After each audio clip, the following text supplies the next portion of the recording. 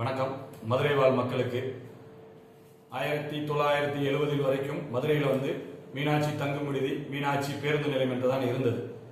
1971 பெரியார் பேருந்து நிலையம் என்று மாற்றினார்கள்.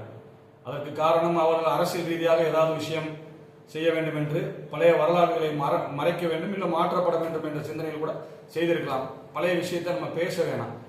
இப்போது எப்படின்னு கேட்டீங்கன்னா, மதுரைக்கு ஸ்மார்ட் சிட்டி திட்டத்தை உலக தலைவர் உத்தம தலைவர் மோடிஜி மதுரைக்கு 900 கோடி ரூபாய்க்கு மேல் நிதி ஒதுக்கி தமுக்க மைதானம், கார் பார்க்கிங் மற்றும் பேருந்து நிலையம் உட்பட நிறைய வேலைகளை செய்து கொண்டிருக்கிறார்கள்.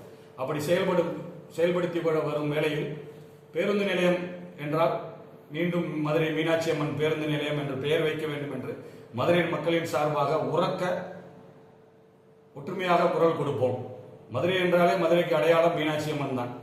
இது இங்கே மட்டும் கிடையாது, வெளிநாடு எங்கே போய் கேட்டாலும் மதுரைனா மீனாட்சி அம்மன் டெம்பிள் தான், கோயில் தான், அப்படிதான் எல்லாருமே சொல்லுவாங்க. அப்படி இருக்கும்போது நம்ம மதுரையில் இருக்க எல்லாருமே என்ன செய்யணும்னா, வீட்டில் ஏதாவது நல்ல காரியம்னா அதான் தாயே மீனாட்சி அப்படின்னு பேர் சொல்லி தான் நம்ம எல்லாத்தையுமே எல்லா விஷயத்தையும் செய்வோம். அப்படி இருக்கும்போது அந்த பேருந்து நிலைய பெயர் மாற்றம் நடந்த வகையிலாக இருக்கட்டும், இனிமேல் நடக்கப் போவது நல்ல விஷயமாகவும் மக்களின் ஒட்டுமொத்த கருத்தாகவும் இது இருக்க வேண்டும் என்பதற்காக இந்த பதிவு. ஒட்டுமொத்தமாக மதுரை பேருந்து நிலையத்திற்கு மதுரை ஆளும் அன்னை மீனாட்சி அம்மன் பேரில் அழைக்கப்பட வேண்டும் என்றது எல்லாரோட ஆசை.